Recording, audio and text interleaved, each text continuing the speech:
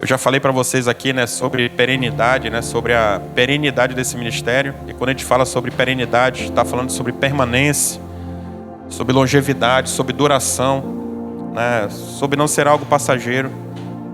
E quando eu olho, né, para essas crianças, sempre falo sobre isso. Meu coração se alegra muito, né, porque existe uma geração, né, que está se levantando, uma geração, a geração seguinte, em que é nossa responsabilidade ensiná-los, né? Uma geração que eu já falei aqui uma vez, eu estou falando isso de novo, né? Se você tem esse entendimento, que você deu um glória a Deus, um aleluia, um amém bem alto, mas não, ainda nem falei, para você ver como você está aleluiado hoje, né? Mas louvado seja Deus. Uma geração onde lá na frente, daqui a alguns anos, 10, 20 anos, não sei dizer, a gente vai testemunhar essas crianças casando entre si, né? Dentro da igreja. Eu falo sempre sobre isso. Ore pelos filhos dos seus irmãos, porque você pode estar orando pelo seu genro, pela sua nora, né? Você não sabe do futuro. E se eu tenho um lugar que eles têm que escolher alguém, vai ser do lado de dentro e não alguém lá do lado de fora. Então que você tenha esse entendimento muito real, muito certo no seu coração. Irmãos, eu peço que você abra a Bíblia lá em Êxodo capítulo 17. A base dessa palavra nós falamos há umas 2 ou 3 semanas atrás, eu acredito, no culto de homens. E não é que eu não confio nos varões dessa igreja, porque todos são homens de Deus, homens cheios do fogo do Espírito Santo. Mas eu senti no coração a necessidade de trazer para a igreja como um todo, né? Para ministrar também para as mulheres que estão aqui ouvindo hoje, para ministrar para os jovens que estão aqui. Porque é algo que é uma palavra, tem palavras que elas são muito pessoais, né? Elas são muito certas sobre assuntos específicos. Mas essa palavra de Êxodo, ela é uma palavra que eu vou dizer assim, você tem que levar para toda a sua vida, entendeu? Para as áreas gerais da sua vida, essa palavra ela se encaixa, né? Ainda que hoje, de repente, você não tenha filhos, mas vai chegar um dia, em nome de Jesus, você vai utilizar nessa relação. Ainda que você não seja casado, você vai utilizar nessa relação conjugal. E então eu creio que seja muito importante a gente dividir. Claro que não é a mesma palavra, mas é muito parecido com o que nós falamos há umas semanas atrás no nosso encontro de homens. Eu sempre falo, homens de Deus, varões de guerra, não perca a oportunidade de ser ministrado aqui nesse lugar. Amém? Então está lá em Êxodo capítulo 17, versículo 8. Todos acharam? Êxodo capítulo 17, versículo 8. A palavra de Deus diz o seguinte: sucedeu que os amalequitas vieram e atacaram os israelitas em Refidim. Então Moisés disse a Josué: escolha alguns dos nossos homens e vá lutar contra os amalequitas. Amanhã tomarei posição no alto da colina com a vara de Deus nas minhas mãos. Josué foi, então, lutar contra os amalequitas, conforme Moisés tinha ordenado. Moisés, Arão e Hur, porém, subiram no alto da colina. Enquanto Moisés mantinha as mãos erguidas, os israelitas venciam. Quando as mãos de Moisés já estavam cansadas, pegaram uma pedra e a colocaram debaixo dele, para que nela se sentasse. Arão e Hur mantiveram erguidas as mãos de Moisés, um de cada lado, de modo que elas permaneceram firmes até o pôr do sol. Assim, Josué derrotou os amalequitas à espada. Depois, o Senhor disse a Moisés: escreva isto em um rolo, como memorial, e declare a Josué. Aí tem a tradução mais certa daquilo que a Bíblia diz. Ela diz assim, e repita nos ouvidos de Josué, que exterminarei completamente a memória dos amalequitas debaixo do céu.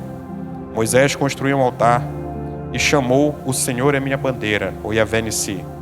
Ele jurou por causa da mão levantada contra o trono do Senhor: o Senhor fará guerra contra os amalequitas de geração a geração.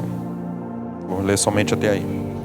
Só para que você entenda esse contexto, né, que dessa palavra que está sendo dita, o povo de Deus acabou de ser liberto debaixo da destra poderosa de Deus do Egito, né? Então aquele povo que era escravo, ele sai ali do Egito. Então quando ele sai, e você vai encontrar lá em Êxodo no capítulo 3, verso 20 a 22, alguma coisa assim, você vai conseguir compreender que Deus dá uma instrução para o povo dele. Ele fala assim: quando vocês forem sair dessa terra, que cada mulher peça à sua vizinha, que peça às pessoas que estão hospedados na sua casa, ouro, prata e vestimenta, e veste.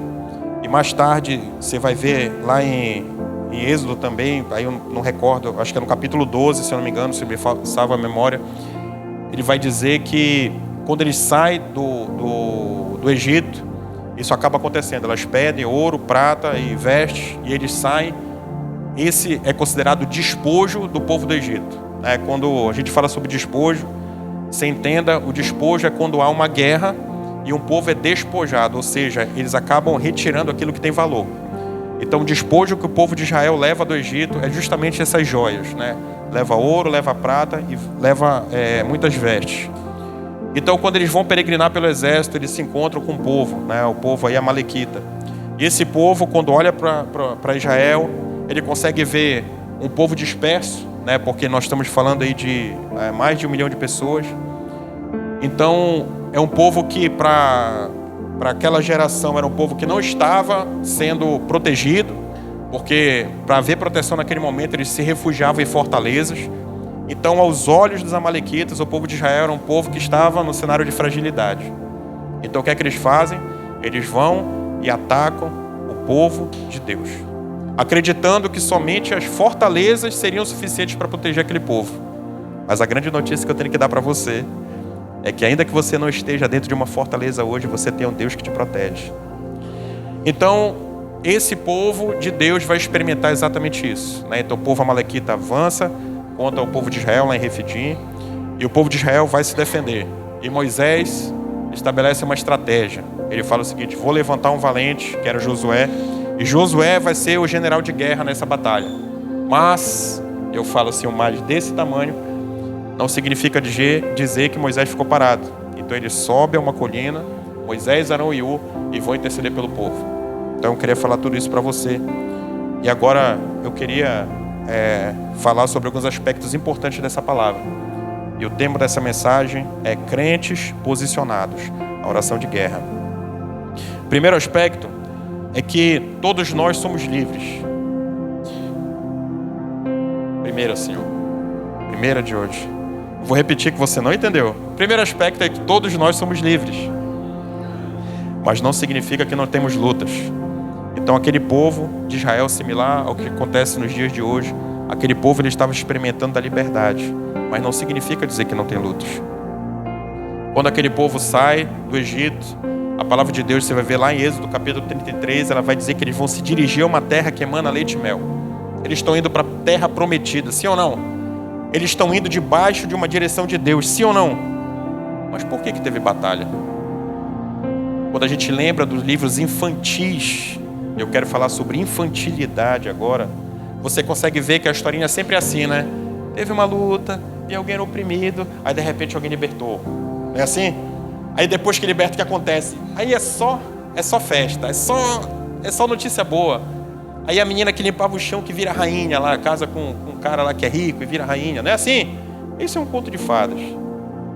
Porque para a vida do crente, e eu falei sobre infantilidade, você tem que ter a maturidade de entender que mesmo que você esteja debaixo da direção de Deus, não significa dizer que você não vai ter batalhas.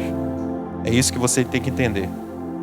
Em João, capítulo 16, verso 33, a Bíblia diz: nesse mundo tereis aflições, mas tende, porque eu venci o mundo. Quem falou isso foi Jesus, entendeu? Ele deixou como ensino para a igreja. Então algo que nós temos que ter muito claro é que as batalhas virão, irmãos. As batalhas virão. Você tem que ter muito claro no seu coração que você é livre, mas não significa dizer que você não vai ter suas batalhas. Quantos de nós hoje, se eu tivesse a oportunidade, de repente poderia dar o testemunho que passou por uma dificuldade? E sabe o que é mais interessante numa vida cristã? Alguém daria o testemunho de que passou por uma dificuldade. Alguém daria o testemunho de que venceu uma batalha. Alguém daria testemunho daquilo que Deus fez e que mais uma vez o povo de Deus prevaleceu. Você consegue compreender? Ou seja, crentes posicionados, eles experimentam de vitórias em batalhas. Crentes posicionados experimentam de vitórias em guerras. Esse é um crente maduro e posicionado. A Bíblia quando nós vamos ler, né, lá o Antigo Testamento, você vai conseguir perceber que existe um homem, um soldado, geralmente, chamado de atalaia. Você sabe o que é o atalaia? Alguém sabe o que é o atalaia? O atalaia era um homem que era colocado numa fortaleza, num lugar estratégico, onde ele pudesse avistar o horizonte. Esse atalaia era um homem que, quando via a possibilidade de vir um ataque inimigo, ele tocava o sino, fazia o alarme total. E tem alguém ali, está estranho. Então o exército vinha, se colocava em posição de guerra e ficavam preparados para aquela batalha. Então o crente maduro, ele é um atalaia. Ele é aquele que fica sempre com os olhos atentos para o horizonte. Não esperando com que a batalha dentro na sua casa, mas esperando sempre pronto, no horizonte, esperando para se preparar para as lutas que virão. Se eu falasse para você hoje, de repente, o Senhor revelasse para você e eu trouxesse uma notícia que eu considero muito ruim, o Senhor me desse uma missão de conversar contigo e falar assim: poxa, irmão, vem cá, eu quero falar contigo. O que é que foi? Está vindo uma luta grande sobre sua casa, meu irmão. Uma luta grande. E se é uma direção de Deus, se é uma mensagem de Deus para você, o grande para Deus é tipo assim, é grande. Não imagina que será pequeno. O que é que você faria? É uma baita reflexão, né? Qual seria a sua postura a partir dessa notícia que você recebeu? Você tem duas opções a partir daí. Uma, esse cara não sabe do que ele está falando. Isso é coisa da cabeça dele, vida que segue. Sim ou não? Sim ou não? Sim, você pode ter essa postura. Ou você pode ter uma outra postura. Eu acredito no que ele disse. Eu vou me preparar para essa batalha. Sim ou não? Sim. Mas você pode ter a terceira postura. E a terceira postura é do crente valente. A batalha vem, mas Deus é comigo. Senhor, eu estou pronto. Se for para glorificar e exaltar o teu nome, eis-me aqui, Senhor. Porque não importa o que vai acontecer, porque eu sei que o Senhor é comigo. No final, o teu nome há de ser glorificado e exaltado. Você entendeu? Então que você faça hoje uma reflexão de quais dessas três posturas você está enquadrado. Porque tem uma diferença enorme entre elas. Em cada uma delas tem uma diferença enorme. Quando a gente olha lá em 1 Samuel capítulo 17, a gente vai conseguir perceber uma história que é de uma batalha que é muito grande. Alguém lembra de cabeça que batalha é essa? 1 Samuel capítulo 17. Vou falar o primeiro e você fala o segundo. Davi e Golias. Né? Ali a gente consegue perceber uma batalha enorme. Um homem enorme, experiente na guerra, desafia todas as fileiras de Israel. E na mentalidade daquele homem, daqueles homens que estavam naquelas fileiras, ele olhava para aquele cara e falava assim: esse cara é grande. Se eu for lá, ele vai me matar. Por quê?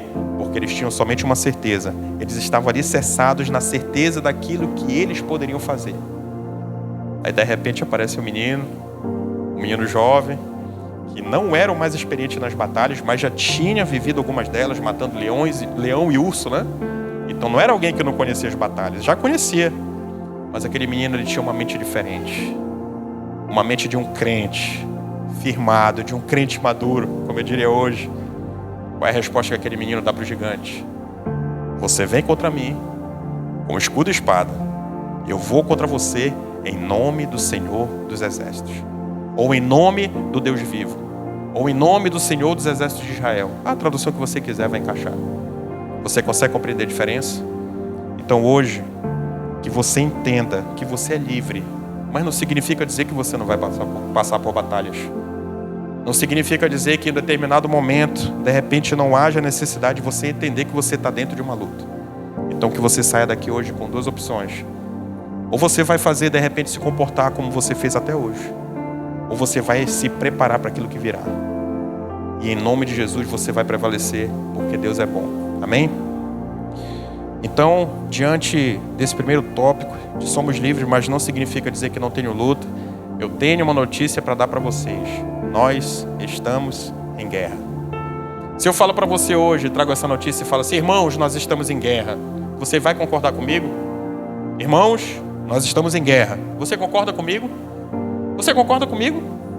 É sério mesmo que você concorda? Mas quando eu falo assim, estamos em guerra, você está olhando somente para as suas batalhas? Você está olhando somente para as batalhas que tem na sua casa? Ou de repente para as batalhas que você viveu no seu ambiente corporativo? Ou de repente nas batalhas que você viveu com seu filho? Ou você tem um pensamento como corpo de Cristo e como igreja, e você consegue perceber que nós estamos em guerra? Qual dos dois pensamentos que você teve? Porque eu vou falar uma coisa para você, não tem como você separar uma coisa da outra. Você é igreja em qualquer lugar.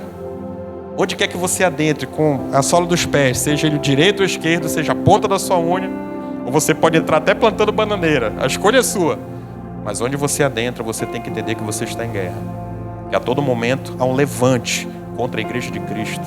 A todo momento, irmãos, existe um inimigo pronto e ávido para tragar cada um de nós. É isso que a Bíblia diz. A Bíblia diz que Satanás é o leão que urge ao nosso derredor. Eu gosto de explicar sobre isso. Se você olhar agora, levantar e olhar para os lados, você vai conseguir perceber que existe alguém a seu redor. Sim ou não? Sim. Mas sabe o que é derredor? Derredor significa dizer que ele não está próximo de você. Mas não significa dizer que ele não está de olho em você. Não está próximo, mas está de olho. Você entende isso? Então, nós estamos em guerra. Se você olhar, e como eu disse, o povo de Deus, ele sai do Egito com despojo, né? E quando ele sai com esse despojo, e quando vem os ataques, e qualquer semelhança não é mera coincidência com os dias de hoje. Aquele exército que escolhe atacar o povo de Deus, ele conseguiu observar que o povo não estava organizado como as guerras comuns, entendeu? Ele não tinha a estrutura necessária. Ou vocês acham de repente que ele sai do Egito cheio, o Egito falou assim, não, vocês vão sair, vão, então faz o seguinte, toma aqui um monte de espada, toma aqui um monte de escudo, eu vou te dar um monte de carruagem para você batalhar. Será que foi isso que aconteceu? Não foi isso que aconteceu. Então quem olhou e viu um povo que estava rico, falou assim, vai ser mole, vai ser mole, onde quer que esteja vai ser mole. E de repente você é uma pessoa que é muito simpática. Quem aqui é simpático? Levanta a mão. Eu gosto da sinceridade. Quem não levantou, meu irmão, Deus é contigo. Que legal que você é sincero, eu gosto disso. Mas tem pessoas que gostam de você de graça, sim ou não? Sim ou não? Tem pessoas que gostam de você de graça, né? Você vai conversando com as pessoas e a pessoa, caramba, cara, não é? E às vezes a gente até sente isso por alguém também. Poxa, que pessoa legal. Mas essa pessoa que de repente gosta de você de graça, essa pessoa de repente que se aproxima de você, você sabia que ela pode ser um inimigo? Vou mais longe. Você sabia que ela pode ser um plano do inimigo? Você sabia disso? Nossa, ele falou hoje, se aproximou de mim é do cão. Não, pera, calma. Não foi isso que eu disse, calma. Mas para que você entenda que às vezes pessoas vão despertar determinados interesses de vocês, isso pode ser uma armadilha satânica por isso. Tão legal e você leva para dentro da sua casa e vive uma tragédia. É isso que eu estou falando. Tão legal você traz para perto de você no trabalho e você vive uma tragédia. Tão legal e você coloca para conviver com o seu filho e vive uma tragédia. Mas é tão legal. É tão legal. Mas você, como atalaia de Deus, você vai conseguir observar no horizonte o perigo. E não vai permitir que isso aconteça. Esse é o crente posicionado. O crente posicionado, ele não espera acontecer. Entendeu? Ele não espera a tragédia acontecer, porque ele entende que ele está em guerra. A todo momento ele é vigilante. A todo momento ele é observador. A todo momento ele sabe a missão que ele está cumprindo sobre essa terra. E ele sabe que ele é o general de guerra do Senhor. Então ele é atento. Ele não pode trazer qualquer pessoa para dentro do seu palácio. Ele não pode trazer qualquer pessoa para dentro do seu castelo. É claro, a Bíblia nos ensina que a nossa luta não é contra a carne e contra sangue. É contra os principados e potestades malignas. Isso está na Bíblia. Mas, vou dizer assim, mas você tem que estar atento. Porque o que há de mais precioso que o Senhor colocou na tua mão está do teu lado hoje. Teu lado. Estava agora aqui com você. Você consegue compreender isso? E por eles você tem que zelar. Você tem que estar muito atento para o que acontece. Por quê? Porque nós estamos em guerra. Essa guerra que nós vivemos hoje é uma guerra um pouco diferente do passado. Na minha geração, sabe como é que funcionava? Funcionava assim, ó. A mãe quer criar bem os filhos. O pai quer criar bem os filhos. Quem quer criar bem os filhos aí? Levanta a mão. Quer criar bem? Amém? Beleza. Aí na minha geração, eu não sei se eu pergunto quem tem mais de 40, né? Não vou perguntar isso. Não precisa não, né? Não vou perguntar. Mas eu sei que existem pessoas aqui que tem mais de 40, né? E na nossa época funcionava assim, ó. Não te quero na rua quando anoitecer. Não te quero na rua depois das 18 horas. Era ou não era assim? Era ou não era assim? Era assim. Por quê? Porque a forma dos pais resguardarem, eles sabiam que na noite tinham mais perigos do que durante o dia quando você estava jogando bola. Eu gostava muito de jogar bola. Então 18 horas eu te quero em casa. Se passasse das 18, meu irmão. A mamãe, eu chegava em casa, a mamãe falava assim, ô meu filho, nossa, por que papai você passou das 18 horas? Era assim? Não.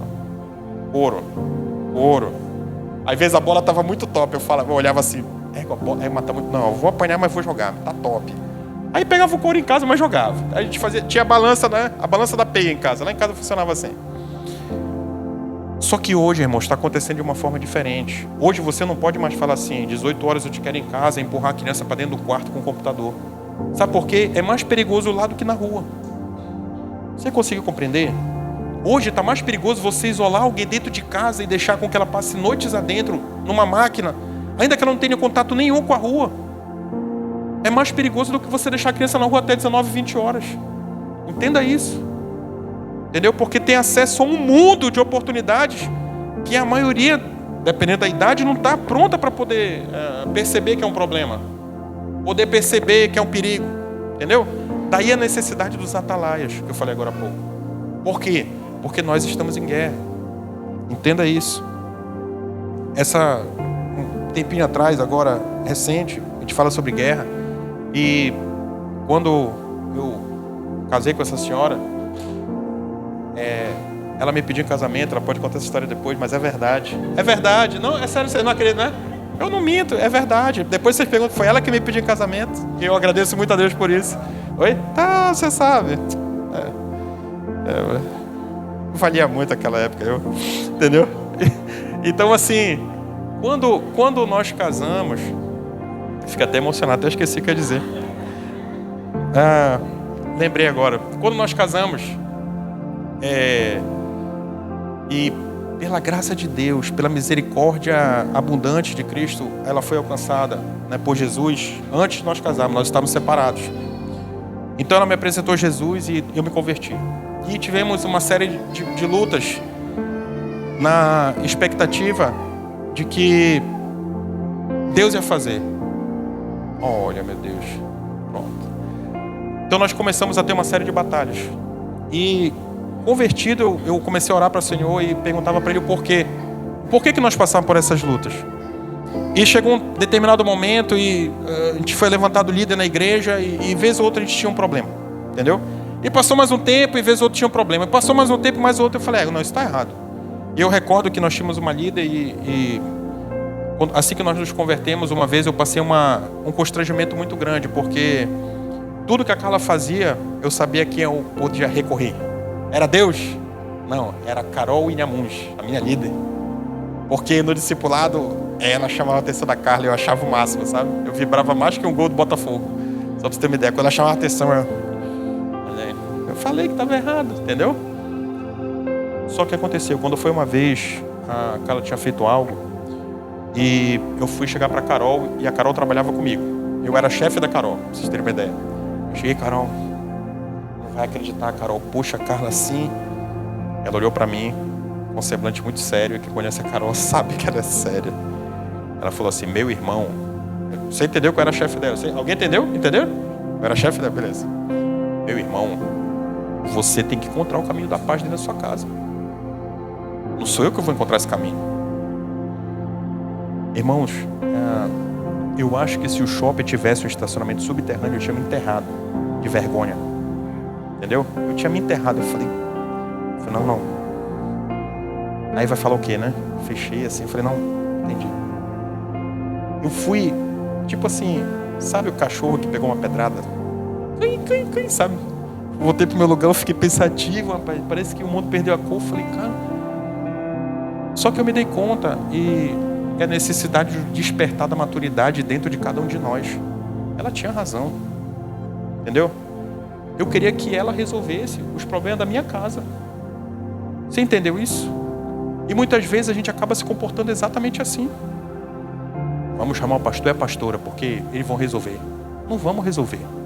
Não vamos resolver. Vamos orientar. Mas se você vai atender a orientação é diferente. Você entende isso? Por quê? Porque você tem que entender que você está em guerra. Então, nessas orientações como casal, aí eu fui orar por isso, né? Aí fui orar, falei, não, isso vai mudar dentro da minha casa, Senhor, muda ela, Senhor, muda. Em jejum, meu irmão, e oração, ela vai mudar. Eu não via nada mudando. Aí foi quando uma vez o Senhor ministrou meu coração e falou que era um ministério, que aquilo era uma preparação para o ministério. Não aquilo casamento. Era uma preparação para o ministério. Eu ia viver determinadas situações dentro da minha casa que iam ser uma preparação para aquilo que a gente ia ter a oportunidade de ensinar mais tarde, porque Deus tinha resolvido. Você entende isso? Então, hoje, louvado seja Deus, não empresto, não dou, não vendo, não quero, queria ter conhecido antes, queria ter conhecido aos 18 anos de idade. Você entende isso? Mas louvado seja Deus, cada vez mais nós temos maturidade para tratar os nossos assuntos no Senhor. E eu vou falar para vocês, irmãos, muitas vezes é coisa de Deus, é no Senhor mesmo. Porque eu não posso, muitas vezes, querer que ela haja de uma forma como eu quero. Porque tem a forma que eu quero, tem a forma que ela quer e tem a forma que Deus quer. Que nem sempre é a minha, nem a dela. Você entende isso? Então, a partir daquele momento, eu comecei a perceber que eu teria algumas situações dentro da minha casa que Deus seria glorificado e exaltado. Em nome de Jesus. Então, o que aconteceu? Recente agora, aquela mocinha que mora conosco, minha filha, ela, para fazer as provas, ela começou a despertar mais o coração do que deveria. Ela, por algum motivo, colocou sobre ela uma responsabilidade muito maior. Ela começou a se cobrar muito. Por quê? Porque ela quer tirar nota boa. Não temos lá em casa, não, você tem que tirar 10, você tem que tirar... Não temos isso, mas ela colocou sobre ela. Então o que aconteceu? Ela começou a ter determinados como se fosse ansiedade. Coração acelerado, não conseguia dormir direito. Você entendeu? Mas onde é que está a diferença? Lá em casa tem atalaia. Lá em casa tem gente que ora o perigo no horizonte. Então para tudo, porque existe uma prioridade de guerra dentro da minha casa. Minha filha. Então para tudo. E eu comecei, além do tempo necessário, a desprender mais tempo ainda para que isso fosse curado. Eu comecei a desprender mais tempo ainda, porque esse era um assunto que tinha que ser tratado como prioridade dentro da minha casa. Por quê? Porque dentro da minha casa eu sei que eu tenho preparação para o ministério. Então louvado seja Deus, meu irmão, que eu creio que isso é algo curado dentro da minha casa. E eu estou testemunhando hoje para que você entenda, eu falo assim, para que o nome de Deus seja exaltado. Porque não há uma palavra que nós possamos falar, não há um encorajamento que você possa dar. Nenhum. Se Deus não estiver na jogada. Vou dizer assim. Entendeu? Mas não significa dizer que não tem atitudes que você tem que tomar como pai. Como nós tivemos que tomar como pai. Então, você tem que entender que você tem que ser posicionado. Existem problemas que você tem que se posicionar. Que se você não atacar no momento da guerra, aquilo vai se agravar. Posturas que você tem ao longo da vida vão chamar um despertar em outras pessoas que você nem conhece. Eu tenho falado para os varões de guerra, se você passar por volta das 8 horas da manhã, lá ali do lado da Casa Chama, tem uma agência da Caixa lá, e se você passar lá na frente, você vai conseguir ver um homem lá de braços abertos. Todos os dias de manhã, sou eu. Eu chego na frente do meu trabalho, ai, mas o que é que vão pensar? Eu não estou nem aí para isso. Já faz tempo, faz muito tempo que eu não estou nem aí porque as pessoas pensam. Então você vai passar lá, eu vou estar assim, ó. Geralmente com uma sacola na mão, a sacola do pão, porque eu compro pão antes de ir para o trabalho. Então numa das mãos vai ter uma sacola de pão. Mas eu vou estar lá assim, ó. Sabe o que eu estou fazendo naquele lugar, nesse momento? Você sabe o que eu estou fazendo naquele lugar? Eu estou entregando todo mundo para Jesus. Pode chegar o drogado, o viciado, o bêbado, o ladrão, todo mundo lá. Eu já entreguei todo mundo para Jesus. Entendeu? Senhor, cada uma pessoa que quer entrar por esse lugar, que ela tenha a oportunidade de te encontrar. Que o teu nome seja exaltado e glorificado. Senhor, tem meta aí nessa unidade, o Senhor sabe. Então, se aí dentro a meta der bem, o pessoal me perguntar, eu vou falar que é o Senhor. Eu não vou falar que são as minhas atitudes. Eu vou falar que são a tua mão sobre minha vida. Então é assim que eu oro. Entendeu? Aí, aqui é o Dudu que está aqui perto. A gente era o último, né? Até um tempo atrás. De repente fomos para primeiro e agora a gente está ali na alta performance. O que foi acontecido, meu irmão? Não sei. Eu não sei, eu tenho humildade para falar isso. Eu não sei. Eu só sei que Deus sempre faz assim. Lembra do Chicó, do Alto da Compadecida? Só sei que foi assim. Muitas vezes eu falo assim, eu só sei que foi assim, eu não sei o que aconteceu. E meu chefe foi lá me visitar e eu tive a oportunidade na minha frente de falar: meu irmão, que parabéns, olha aí, top. E meu irmão sabia que não sei o quê, por causa do processo que eu participei lá, seletivo, né? Eu falei: não, chefe, eu quero falar uma coisa, é o Senhor. Entendeu? Na minha vida, quando as coisas acontecem assim, que é o extraordinário, eu já vivi muito isso. Eu lembro do Jari, foi assim. Lá na São Lázaro, no tempo que eu tive lá, foi assim. Agora aqui não vai ser diferente. Sabe por quê? Porque Deus é pela minha vida, chefe. Você entende isso? O que não der para você orar por algo, e no momento lá que você tem, no momento da batalha, você se comportar diferente. Deus é comigo. Deus é comigo, eu sou homem encorajado, eu sou homem certo daquilo que eu quero. E lá vem um problema. Tu é doido? Olha o problema, tu é doido, vamos embora. Não dá para ser assim. Só que às vezes a gente acaba se comportando exatamente dessa maneira. A gente sai desse lugar com o rosto resplandecente da presença de Deus, você acreditando naquilo que você tem que fazer, até você dormir e acordar na segunda-feira e ver que foi diferente daquilo que você imaginou. E a gente não pode, porque nós somos homens e mulheres posicionados nesse lugar. Porque onde quer que você adentre, ei, rapaz, chegou a serva, meu irmão. Chegou o servo. Onde quer que você adentre, meu irmão, chegou a igreja do Senhor. E as portas do inferno nunca prevalecerão sobre ela. É o que diz a palavra de Deus. E eu que sou crente, você sabe o que significa crente? Você crê? Você acredita nisso que nós estamos falando? Porque se você acredita, se comporte como alguém que acredita. É simples assim. Irmãos, as ofertas virão, porque nós estamos em guerra. Entendeu? As ofertas virão, porque nós estamos em guerra. Vez ou outra eu gosto muito de ver Fórmula 1. Eu gosto muito de Fórmula 1. Né? Eu, se tivesse nascido milionário, meu papai ou minha mamãe, eu acho que eu seria piloto. Porque talento para isso eu tenho, né? Humilde.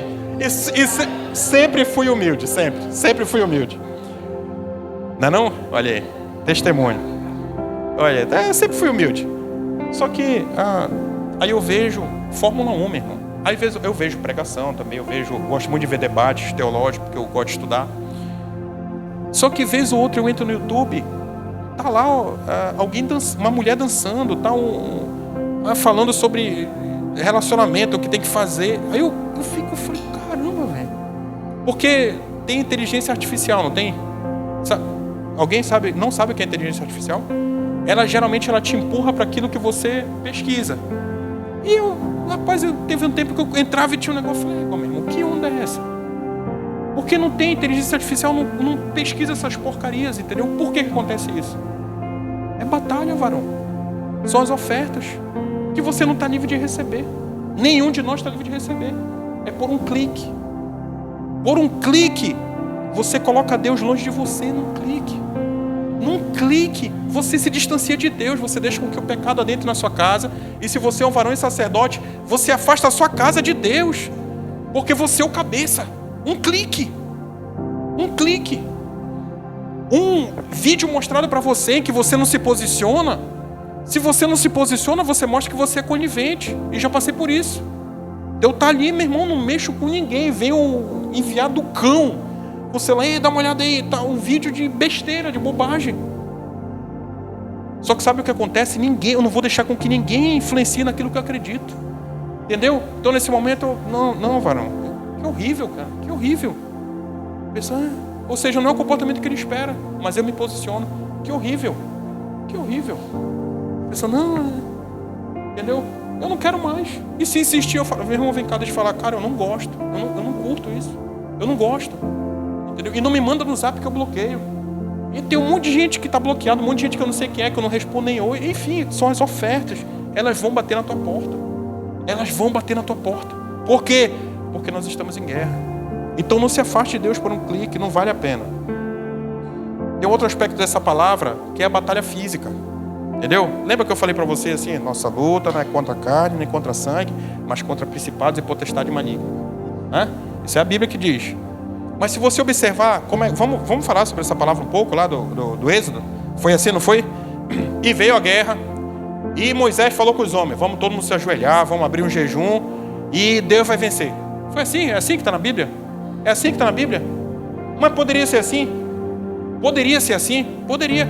Mas por que não foi? Para que a gente tenha mais uma lição. Existem posicionamentos que você tem que adotar. Existem determinados assuntos, aspectos, manifestações que Deus não vai fazer por você. Entendeu? Não, minha casa, eu vou orar aqui porque minha casa é guardada por Deus. Está errado? Está certo? Está certo orar para guardar a sua casa? Está certo? Beleza. A minha casa é guardada por Deus. Amém? Tem cerca elétrica. Eu acredito que é guardada por Deus. Tem cerca elétrica. Tem coisas que eu tenho que fazer, vaso. Entendeu? O enviado do cão vai tentar lá, vai pegar choque. Não quero matar ninguém, não quero ferir ninguém. Mas se for lá, vai pegar choque. Até tem que mandar que a bola quebrou lá, tem que mandar de novo. Entendeu? É para que você entenda. Ou seja, existem cuidados reais, cuidados físicos que você tem que tomar. A gente consegue olhar na palavra Josué enviado para a batalha como general de guerra. Mas Moisés, Arão e Hur sobem na colina. Eles vão interceder. Entendeu? A Bíblia nos ensina, Mateus 18 diz assim, ó: tudo o que ligarem na terra terá sido ligado no céu. É isso que diz. Tudo o que ligarem na terra terá sido ligado no céu. Então o ensinamento aqui não é torce para que aconteça. O ensinamento aqui é o seguinte: meu irmão, te ativa, meu irmão. Tem algo que você tem que fazer, liga, vaso. Se eu pedir para alguém, desliga essa lâmpada aqui. Sério, se eu pedir para alguém que você seja franco, desliga aquela lâmpada ali, por favor. Qual de vocês vai se colocar no chão de joelho e vai orar para Deus desligar? É sério, passou pela cabeça de alguém aqui? Desliga aquela lâmpada. Eu vou. Você pode ligar o carro, liga lá o ar-condicionado do carro. Você vai pegar a chave e vai lá para... Você vai pegar a chave e vai lá para fazer? Ou você vai se ajoelhar aqui a Deus, liga lá o carro. Deus pode ligar o carro? Deus pode desligar a lâmpada? Mas você tem que entender que você tem que fazer. Então, dentro da sua casa, nos seus relacionamentos, nos aspectos externos de problema, você tem que ter atitude. A atitude. Existe uma palavra chamada procrastinação. Procrastinar. Você sabe o que é procrastinar? É você sempre adiar aquilo que você tem que fazer. É você fica procrastinando. Pesquisas recentes apontam que a procrastinação é mais perigosa do que a preguiça. A procrastinação é mais perigosa do que a preguiça. Porque às vezes o preguiçoso faz pelo senso de urgência ou pela necessidade. E o procrastinador, ainda que haja urgência e necessidade, ele vai empurrando para frente. E muitas vezes, infelizmente, nós acabamos nos comportando como procrastinadores. A gente acaba não atacando aquilo que nós temos que fazer e deixamos para depois. Eu tive uma indisposição com a minha senhora, né? Não, depois a gente resolve. Amanhã, eu vou dormir, estou cansado, amanhã a gente resolve. Entendeu? Procrastinando. Entendeu? Procrastinando. Tem uma situação para atacar com os filhos. Então, não. Ele já faz isso tem um tempo. Depois a gente resolve. E é ruim isso, quando fala, já acontece faz um tempo. Então já tem um tempo que você está procrastinando aquilo que você tem que resolver. Se você for lá no verso 19 de Mateus, que eu li, diz assim, também lhes digo que se 2 de vocês concordarem na terra em qualquer assunto sobre o qual pedirem, isso lhes será feito por meu Pai que está no céu. Como é que você sabe que você concorda com alguém sobre algo? Como é que você sabe que você concorda com alguém sobre algo? Quando você faz algo, você vai em busca, você conversa, você bota seu ponto de vista, a pessoa concorda com você, então tem concordância. A oração, irmãos, a própria oração é um impulso físico da sua parte. Entendeu? Ontem eu falei com a Carla, me mandaram um vídeo no Instagram e eu fui dar uma olhada. E tinha um videozinho de um rapaz que falou que trabalhou 3 dias no encontro com Deus lá, né? E as pessoas brincando, eu acho que era depois do culto, e ele falou assim, tu estava muito cansado. Ele falou, nossa, ontem eu estava muito cansado. Mas eu estava tão cansado que eu deitei na cama, eu lembrei que eu tinha que orar. E ele falou assim, Senhor, é a mesma oração de ontem, amém. E dormiu. Você entendeu? Ele falou, ele sabia do senso que ele tinha que orar. Mas ele falou assim, Senhor. E o rapaz testemunhando lá, Senhor, é a mesma oração de ontem, amém. Virou para o lado e dormiu. Entendeu? Mas que você entenda isso. A batalha física, ela exige uma manifestação da sua parte. A batalha física exige um posicionamento da sua parte. A batalha física exige que você se manifeste. A batalha física fez com que Josué fosse para a guerra. A batalha física fez com que Moisés, Arão e Hur ficassem no alto da colina intercedendo pela guerra. Ou seja, ninguém ficou parado. É quando você fala assim, bora batalhar, meu irmão. Qual é a tua luta? Minha luta é essa, meu irmão, faz assim, assim, assim. Vai, meu irmão. É como você fala, vai. Tchau. E você fala que você quer guerrear junto com o teu irmão e deixa o teu irmão lá para a batalha sozinho. Você consegue levantar os olhos hoje e ver alguém do teu lado que você sabe que se você precisar ele vai estar contigo numa batalha? Você consegue levantar os olhos e ver isso? Porque se você não consegue enxergar isso, você tem que ver como estão seus relacionamentos. Porque nós somos igreja, nós somos corpo. E você faz parte desse corpo. Amém? Acompanhei o horário, vamos lá. Então, nessa batalha física, eu consegui perceber, quando eu falo com a minha princesinha de casa, que exigia uma manifestação da minha parte. Existia determinadas atitudes que eu tinha que tomar, que eu não podia terceirizar. Vou abrir um parêntese, por favor, entenda o que eu vou dizer agora. Por favor, se você tiver dúvida, me procura depois do culto que eu quero conversar com você. Tá? Estou falando da minha casa. Talvez a atitude de muitos seria ter buscado um psicólogo. Ou psiquiatra, não sei o que seria, quem é que trata desse assunto. Entendeu? Mas na minha casa tem prioridade. A minha primeira busca é Deus. Se porventura não conseguisse, se Deus não resolvesse por qualquer motivo, Ele pode escolher não resolver. Entendeu? Mais lá na frente eu ia buscar um profissional se fosse necessário. Eles são importantes. Alguém estudou, irmão, numa faculdade, eu entendo que é importante. Mas que você não faça disso o seu primeiro refúgio. Entendeu? Que você não faça disso o seu primeiro refúgio. Porque às vezes é assim, né? Não, eu vou ao psicólogo. Eu vou... Pronto. Aí você não... Aí Deus fica assim. Que aí vai. Não vai te pedir de ir. Mas eu escolhi viver o sobrenatural na minha vida, sabe? Muitas coisas dentro da minha casa, na minha vida, tudo. Eu escolhi viver o sobrenatural. Entendeu? Eu escolhi viver o sobrenatural. Por quê? Porque eu escolhi me posicionar. Deus, fala comigo, Senhor. Senhor, o que é que está acontecendo? E tem que ser dessa forma, né? Mas além da oração, exigia atitudes físicas da minha parte. Então eu cheguei mais junto mesmo. Eu fui o Júnior Baiano da minha filha. Fiquei do lado mesmo. Entendeu? A todo momento, filha, aí como é que tá aí, papai? Como é que venceu? Top. E aí como é que tá? Bom, vamos estudar. Fui aprender matemática de novo. Era matemática, bro. E vai pro livro e vê não sei o que, vê YouTube, vai, faz muito tempo. E minha filha, as crianças sabem disso em casa. Pergunta assim, não, eu tô querendo saber física. Eu? Meu nome era Renzo Físico, rapaz, lá no colégio. Entendeu? Virou agora Renzo Bhaskara, né? Renzo Pitágoras. Mas porque exige a atitude que você tem que fazer. Eu não posso terceirizar isso. Mas existe um professor de matemática, o cara é fera. O que é que eu fiz? Contratei o professor. Bora, meu irmão. Bora ter aula. Né? A dificuldade não era matemática. Bora ter aula de matemática. Louvado seja Deus, está lá a matemática. E eu fico em cima e pergunto depois. E a gente vai resolver probleminha junto depois. E já teve a aula do professor, tá lá e o professor saía. Papai, esse daqui. Não, peraí, vamos resolver. Como era meu nome? Renzo Matemática, vamos resolver. Tchau. Meu Deus, Senhor, me ajuda, Pai. Me dá sabedoria, porque isso deu certo. Minha filha, isso é assim, ó. Louvado seja Deus. Ei, irmão, meu Deus, eu falo da sabedoria divina, hein? Você tem que entender isso. Quando você se propõe a fazer algo pro reino, Deus acrescenta. Entendeu? Eu vou ver o vídeo do YouTube como resolve, o cara ensina lá, eu aprendo, meu irmão. Eu botei na minha cabeça, eu não sou um jumento. Entendeu? Se fosse um jumento, eu não conseguia aprender. Eu falei, não, meu irmão. Se o pessoal de 12 anos, 11 anos consegue, eu vou aprender também. Bota o vídeo, aprendi. Minha filha, vem cá. Pronto, resolvemos. Não teve um probleminha que a gente não resolvesse. Vocês acreditam nisso? Nenhum. A gente resolveu tudo.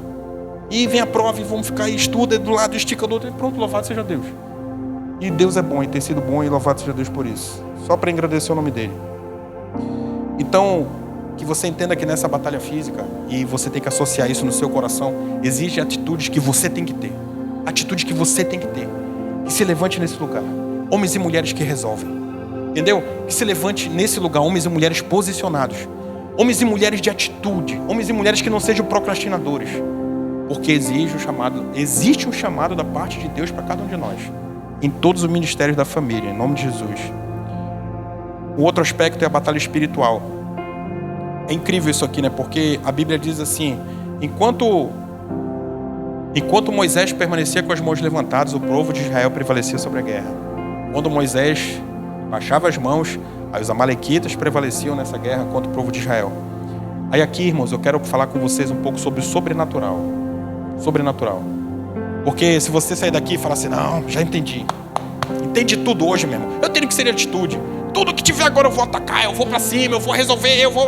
Calma, filho, calma. Pera. A prioridade sempre foi e sempre será Deus. Sempre foi e sempre será Deus. Você entende isso? Mas existe o sobrenatural que você tem que conhecer também. O homem que não acredita no mundo espiritual, ele está fadado ao insucesso. Insucesso. Se você somente acredita naquilo que você enxerga, vai ser muito difícil você ter fé. Porque fé é crer sem ver. Entenda isso. Então os seus movimentos, você manifesta o físico para o reflexo no espiritual. É assim que funciona. Você liga na terra para ligar no céu. Você desliga na terra para desligar no céu. Você entra em concordância para pedir para que o Pai dê. É assim que funciona. Ou seja, o mundo espiritual é real. O mundo espiritual é real. Papais e mamães, de uma forma muito direta, muito franca, ore. Ore. E ore. Senão você vai perder seus filhos. Entendeu? Eu falo isso arrepiando até o caco da cabeça, como diz assim, entendeu? Ore. Ore. E ore. Senão você vai perder suas crianças. Seja um homem e uma mulher de oração. Ore pelo seu cônjuge. Ore. Ore. E ore. Porque senão ele pode ceder em alguma batalha. Ele pode perder alguma luta. Isso vai trazer tragédia para dentro do seu lar. Ore. Ore. E ore pelo teu líder de célula. Para que ele seja sempre um homem e uma mulher firme, para que possa te ensinar o caminho correto. Ore. Ore pelo líder do teu ministério, para que ele nunca caia, para que ele possa trazer mensagens dos céus para a tua vida. Ore, ore, ore, para aqueles que você sabe que ainda não confessam a fé que você tem, para que eles possam ter um encontro na certeza que você sabe que aqueles que não têm, você sabe que está caminhando passos largos para o inferno. Nenhum de nós sabe se teremos o dia de amanhã. Portanto, não há uma vida física sem uma vida de oração. Não há uma vida com Deus sem uma vida de oração. Entenda isso. Eu lembro que quando tive essa situação e eu quando acordei, a minha bebê estava acordada de madrugada. E eu fui conversar com ela, a gente conversou tudinho. Eu falei, vamos orar, filho, vamos orar, vamos. Eu orei com ela porque eu não queria que ela visse como eu ia orar depois, né? Então eu orei com ela e falei assim, não, filho, agora vamos deitar, papai vai deitar um pouquinho contigo. Fui lá, deitei um pouquinho com ela, pensei que ela tinha dormido. Voltei para a sala. Aí, meu irmão, aí é daquele jeito. O meu vizinho achava, eu acho que eu agredi a minha mulher. Sendo bem sincero com você. Ele falava assim, é um covarde porque só faz isso de madrugada. Porque eu grito, meu irmão, quando eu oro. Eu sei que Deus não é surdo, entendeu? Mas eu grito, eu me exalto. Mas eu me exalto assim, se for no banheiro, se todo mundo acorda, eu não tô nem aí. Sendo bem sério, eu não tô nem aí. E a minha oração, eu lembro que ela começou assim. Satanás, tu entrou na casa errada, meu irmão. Tu encontrou aqui um homem posicionado. Deus, eis aqui o teu filho. E nesse momento eu entrego a minha filha para ti. Esse propósito extraordinário que o Senhor colocou na minha vida, acrescenta, Senhor, para que eu possa ensiná-la. Acrescenta para que eu possa ensinar aquilo que eu acredito, porque para mim esse é o assunto resolvido. Mas Deus, eu oro nesse momento, eu me coloco como um varão de fogo. Eu me coloco como um soldado do Deus vivo. Agora sim, eu tô tipo me segurando aqui, mas gritando. Eu não aceito isso dentro da minha casa. Tu entrou no lugar errado. A minha filha é uma joia rara que o Senhor colocou na minha mão. Eu creio que a partir de hoje tudo isso vai mudar. Porque tu és Deus forte. Tu és Deus vivo. Tu és o Deus que nunca apareceu numa batalha. Eu posso abrir essa Bíblia em qualquer lugar. Eu vou ver que o Senhor sempre venceu. E vai vencer na minha casa. Vai vencer comigo. Quando eu abri o olho, ela estava do meu lado, chorando. Entendeu? Aí eu acredito também, papai. Eu falei, meu Deus, então. Eu já estava lá, já tinha visto. Eu não queria que ela visse. Entendeu? Eu não queria que ela visse, mas eu gritei, ela, né, se exaltou e veio para o meu lado. E daqui a pouco eu se ajoelhei no chão, eu botei o rosto no chão. Rosto no chão. Oração de batalha, eu oro com o rosto no chão. Humilhado. humilhado. Eu não sou nada sem ti, meu Deus. Eu sou miserável sem a tua presença. Eu sou um homem condenado à morte se o Senhor não estiver comigo. Mas essa batalha eu sei que vai vencer dentro da minha casa, e venceu, porque Deus é bom. Um homem posicionado, um homem que sabe o que quer. E eu falo isso para você, pelo amor de Deus, que você saia daqui e você fala assim: eu quero me posicionar, sabe? Só para isso, não para dizer que é porque falo. Não, é para que você entenda. Eu estou falando da intimidade da minha casa para você, e para você que está vendo aí, que vê um monte de gente aí. Da intimidade da minha casa, eu abro o meu coração para que você entenda que eu sirvo a um Deus e que eu tenho batalha também, né? Porque às vezes você olha e fala: não, pode, bom, não, se fosse lá, que se fosse lá o quê, cara? Todos nós somos necessitados de Cristo. Todos nós somos necessitados de Cristo. Todos nós somos necessitados de uma intervenção dos céus, de uma intervenção divina. Todos nós. Então que você saia desse lugar hoje sabendo que o mundo espiritual é real, que você liga no físico e você vai ter reflexão no espiritual. Eu lembro que eu tive um sonho uma vez, e nesse sonho, eu não sei se já falei isso aqui, não sei, acho que já, não sei. Eu lembro que eu tive um sonho uma vez e alguém aqui já viu o Senhor dos Anéis? Senhor dos Anéis? Misericórdia. The Walking Dead? Misericórdia, irmão. The Walking Dead, né? Tem aqueles monstrinhos? Uma vez eu estava num sonho, e quando eu olhei do outro lado tinha tudo assim, meu irmão. Um monte de aqueles monstrinhos, igual aqueles orcs lá do Senhor dos Anéis. E eu vi quando eu... foi antes, tá? Só para todo mundo entender. E quando tinha aqueles bichinhos lá do outro lado, e eu estava assim, eu sabia que eu ia entrar numa guerra. Era uma batalha. E eu olhei, e era... Meu irmão, eu olhava para um lado e para o outro, assim, cheio do lado do outro, cheio. E eu olhei assim, eu falei: caramba. Aí o primeiro pensamento que veio foi assim: meu irmão, ó, vou rasgar, né? Vou bater retirado, vou correr daqui. Só que quando eu falei: meu irmão, vou me embora, aí me veio na hora assim: se passarem por ti, vou entrar na tua casa. Aí, meu irmão, eu falei: não. Aí Deus, eu não sei como vai ser, mas eu vou. Era, irmãos, assim, mas milhares, muita gente, muito. Eu falei: Senhor, não sei como, eu comecei a chorar, eu não sei, eu vou, não sei o quê. Aí eu escutei aquela voz do meu lado: bora, meu irmão. Quando eu olhei pro lado, estava meu pastor querido. Ele estava com uma armadura daquelas que fica, sabe, igual medieval. Bora, meu irmão, Deus é conosco. Ah, meu irmão, quando ele falou que Deus... Não, meu irmão, aí tá virado no giraia, meu irmão. Aí, vamos ver, quando eu olhei, tinha uma galera com a gente, um monte de gente. Então hoje, diante dessa palavra, né, eu digo assim, é um monte de gente que quer guerrear com a gente, né? Me veio agora Eliseu, e como era o nome do servo dele? Eliseu e Geazi, né? O servo de Eliseu não conseguia ver que quando o povo veio invadir o povo de Deus, e ele conseguia ver somente os homens que iam invadir, não conseguiu ver aqueles que estavam do lado dele, que era enviado dos céus. E ele fala, a oração de Eliseu foi assim: Senhor, abre os olhos dele. Quando ele olha, viu uma infinidade de gente guerreando a favor dele, entendeu? Então naquele momento, quando eu olhei somente para aqueles bichinhos lá, aqueles demônios lá, eu não conseguia ver que tinha gente guerreando junto comigo, entendeu? Então hoje, varão, varoa, tem gente guerreando junto com você, entendeu? Existem anjos do Senhor de guerra, enviado para guerrear junto com você nas suas batalhas. Satanás já está condenado, querido. Nunca ele vai prevalecer sobre a igreja do Senhor. Isso é o que a Bíblia diz. Então que você saia daqui com essa fé, que você saia daqui encorajado, que você é um guerreiro, você é uma guerreira do exército do Deus vivo, meu irmão. Entendeu? E, meu irmão, eu lembro do sonho, e comecei a correr com ele, e acordei.